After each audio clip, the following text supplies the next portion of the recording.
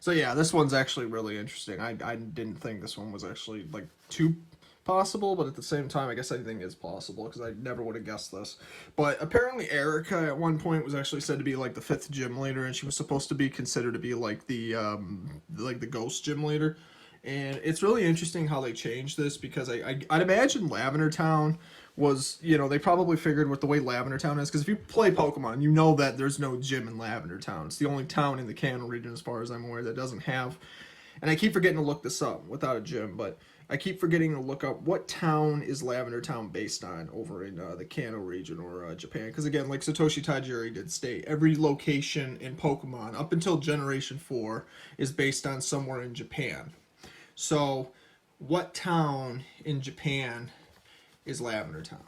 Because I can very well see why they wouldn't really want violence in there, because they condone, like, it's like to honor the dead, and Japan's very spiritual indeed, so it makes sense that they would kind of try to honor that as much as they could. So they probably didn't want a gym there to make it look even more spiritual, and but they had all the ghosts that haunted the place. And I found this out a while ago in the prototype, some of the prototype areas.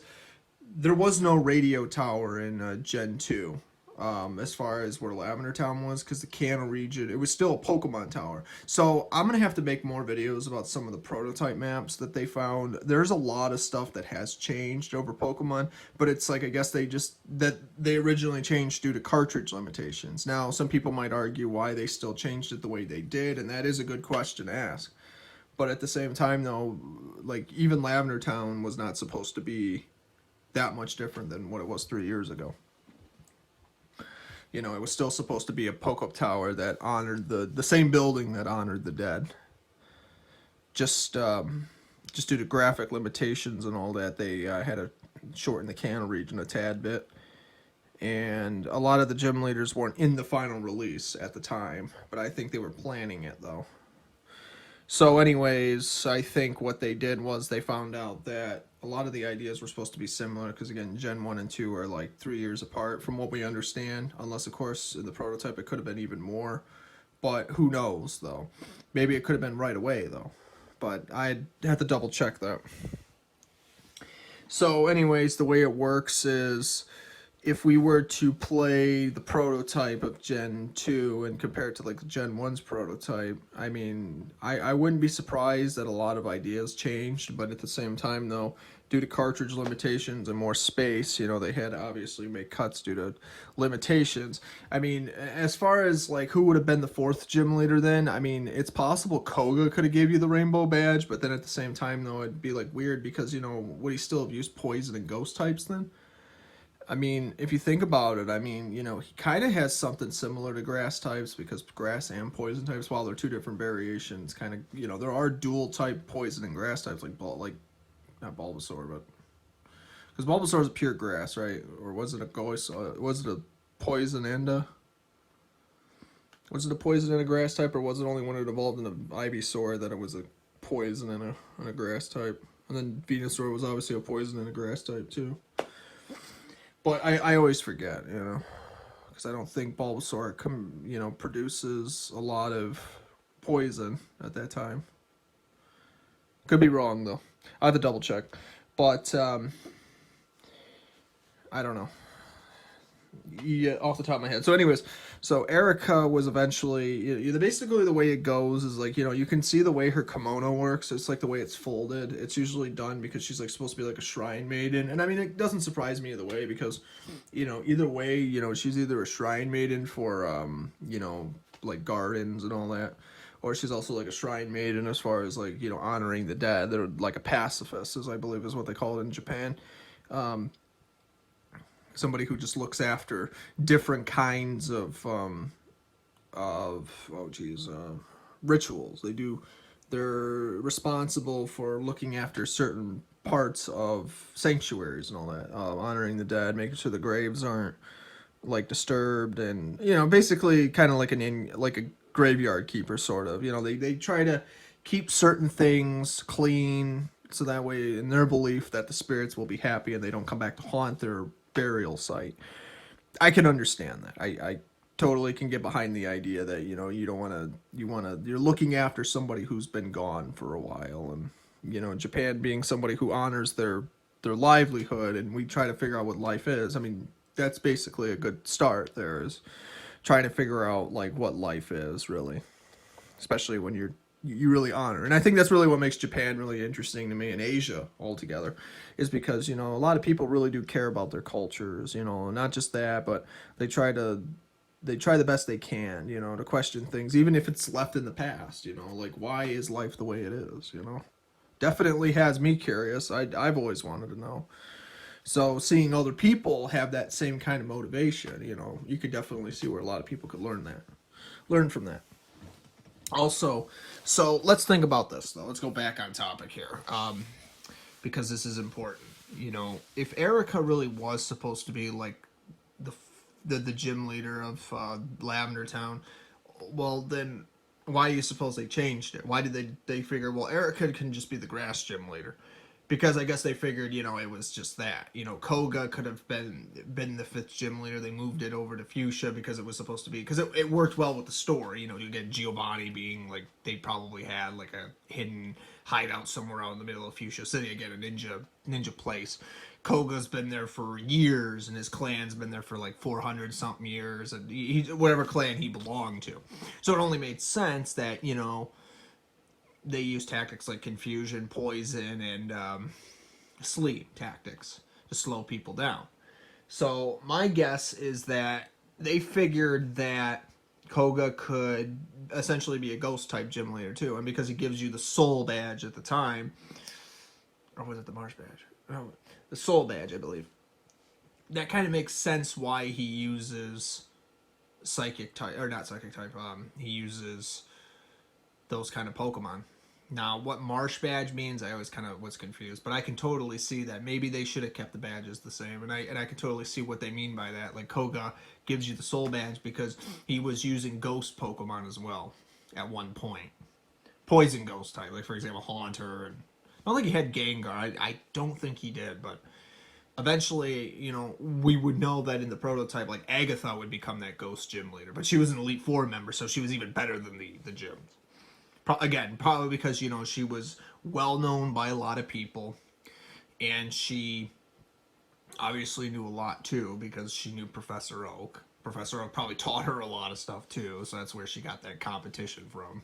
So hence the senior knowledge, and somebody who actually didn't just waste their life. She lived a long time. She still remembered everything. That's where she got in her life. She had years of experience. Most people couldn't beat her, except a few people that we know of, and Red being one of them, and so did Green and Lance. Other than that, I mean, most trainers couldn't get past her. You know, the Elite Four and all that. How many people really beat the Elite Four? You know, not too many people. Especially Lance, man. You know, you get to Lance and it's a whole different story. You go from fighting ghost and poison types to like, okay, now we're fighting dragons and rock type flying and all that. It's interesting, it really is. But yeah. So Erika being, I honestly I think it made more sense that they left her alone as a grass type gym leader, because then one of the main elements would have been left out again, you know, because again, you know, you fight, you go to a rock gym, you go to a water gym, you go to an electric gym, you go to a grass gym, you later go to a poison gym, a psychic gym, and then finally it was supposed to be a flying type gym, but I guess they changed it to ground type.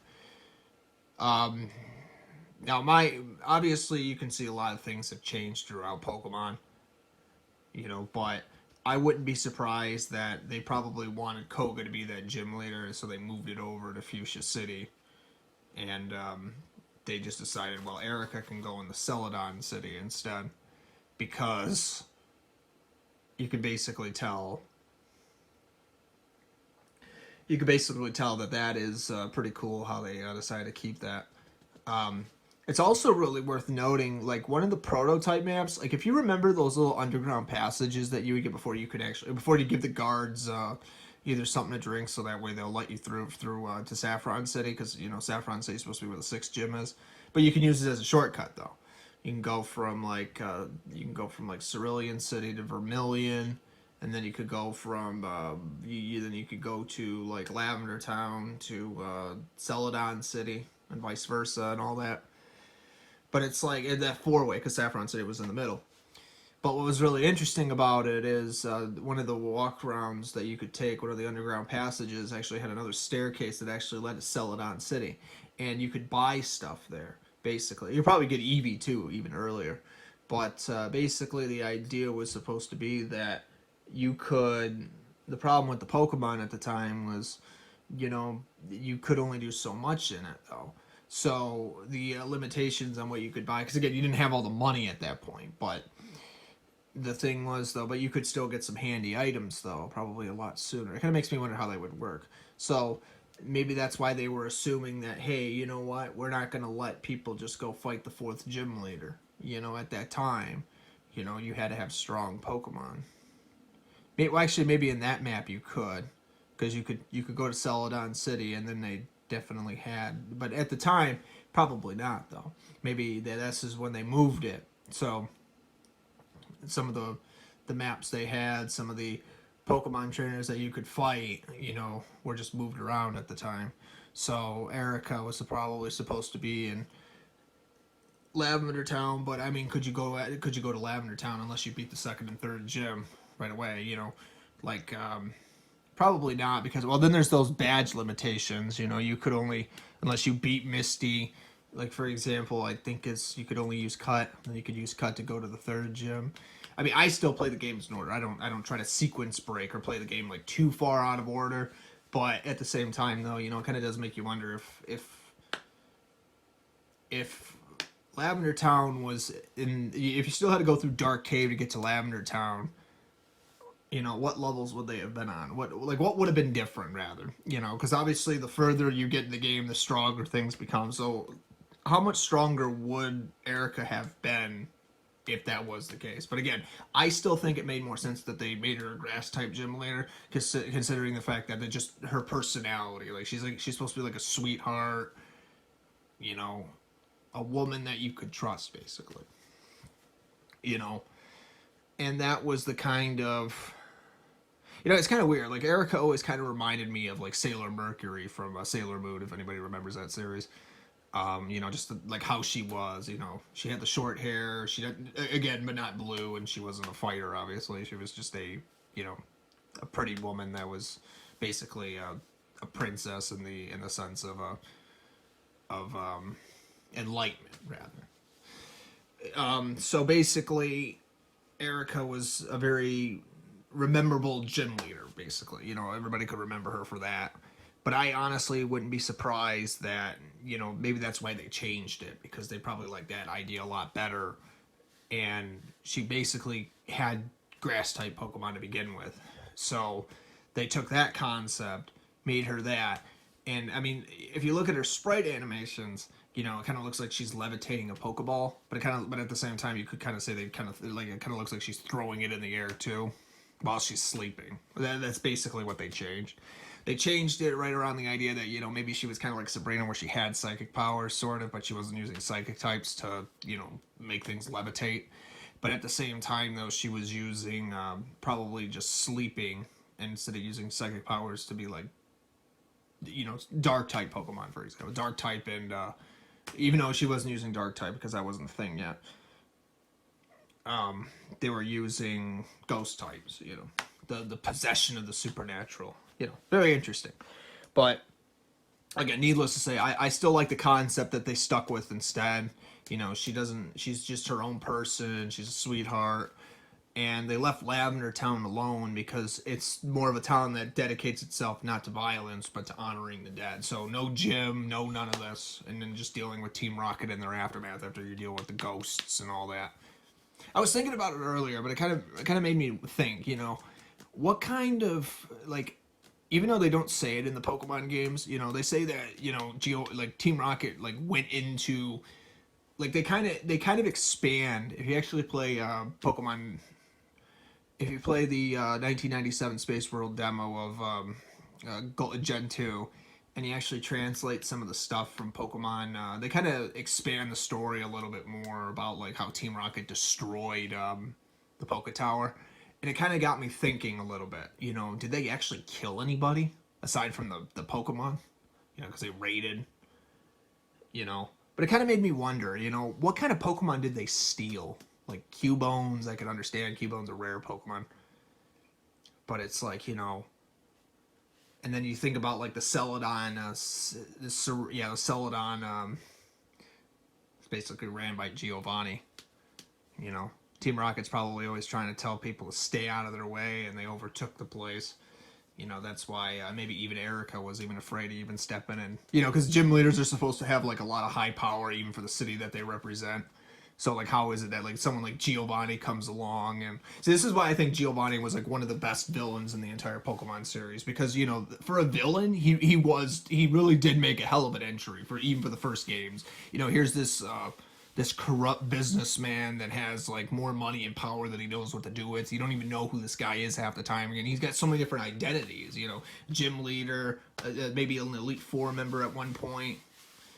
If we talk about the prototypes of Gen 2, I mean, I don't know if that was just a placeholder. I've heard people say that, but it just makes you wonder though, like if Giovanni is like more of a badass than we think he is, it really does make you wonder how the hell a kid actually managed to beat him like 4 or 5 times throughout the whole series.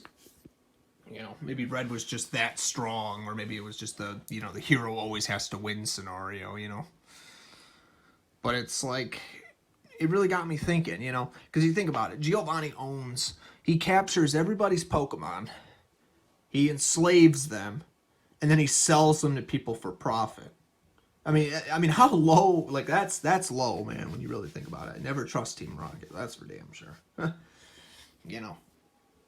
Even Giovanni was you know, half the Pokemon he got that were like so rare, like, you know, he stole them from people by force, or he manipulated the system to get his hands on them.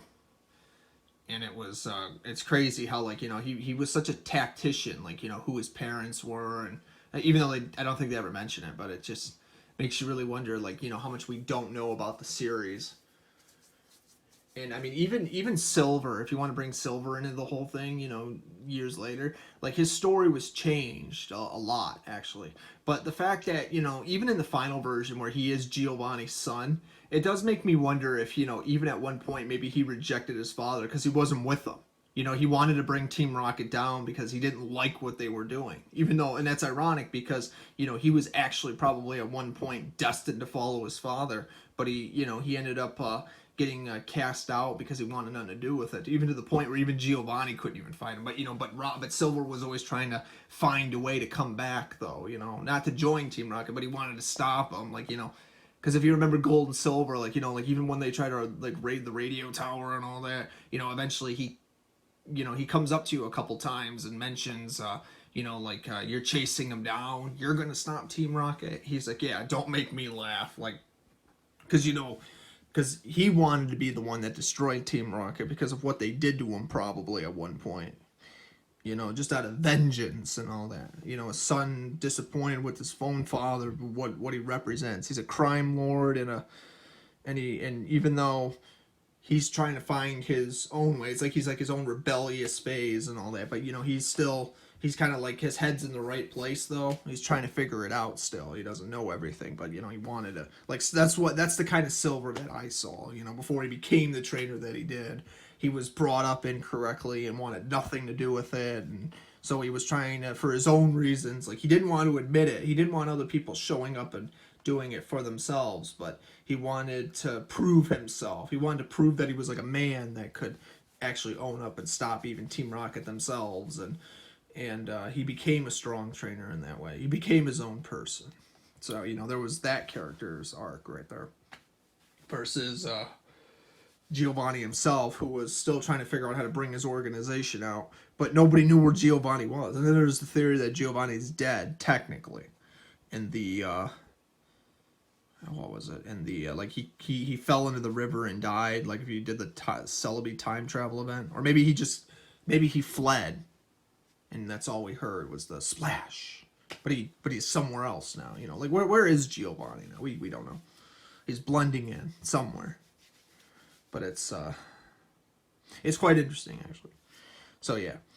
But, yeah, anyways, But yeah, I think all that has to do with, like, they probably changed the story a lot because they probably figured it made more sense, because then they'd have to change a huge portion of, like, Mewtwo versus, Giovanni being who he is. And then there was the whole idea of, like, gosh, like, even Erika would have to be a little bit different, because then they'd have to raid, like, how much different would Lavender Town's story be? Would they have been able to stop Giovanni? Because they even say that even Erika wouldn't have been killed at some point if, she tried to step in and stop Team Rocket, if she was, like, it was her responsibilities of, trying to stop Team Rocket from what they did, in that area. Or better yet, again, Celadon City. Maybe they tried to. Because it's interesting to think, like, like, they probably know that the Rockets exist and they're running an underground mafia because they probably took over the town. But at the same time, though, they're not saying anything about it, though. They're probably just scared to. So they just they probably made a deal with them, say, okay, you guys can run your business here and we won't intervene, sort of.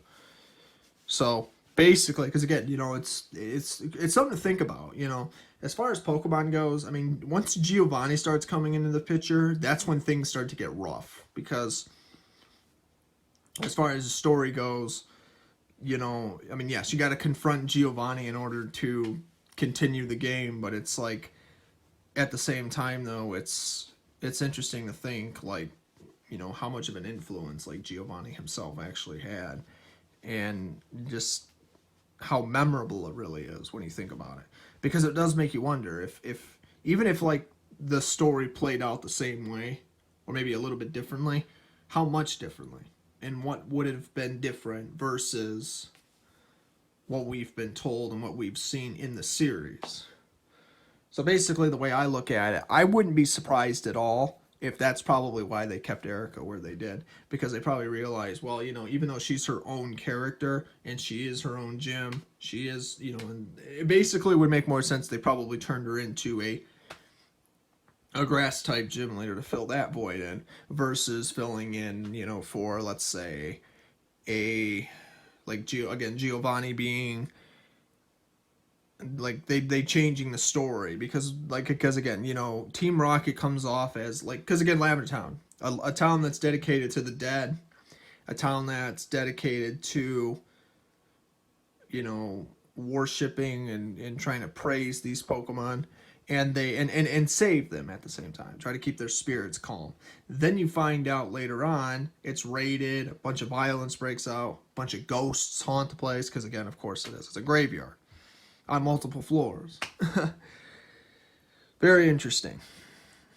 Definitely didn't think about that growing up as a kid, that, because I remember when I was thinking, why is it like, like you climb the Poke Tower, there's like 7 floors maybe. And I always wondered, how is it that they were able to have graves without falling through the floor? And then I had somebody tell me, well, they just dig a little hole in the ground, not too deep, but just enough. And then they just bury the ashes in there, the remains. So I was like, okay, so maybe the floors are just really thick then. I mean, it has to make sense, because, you didn't fall through the floors when you were, playing the game. So that was interesting, actually, how they managed to do that. And so the ghosts haunt the place because, the place is full of ghosts. Makes sense. So, that's another question, though. I've always wanted to know how many Pokemon really died there.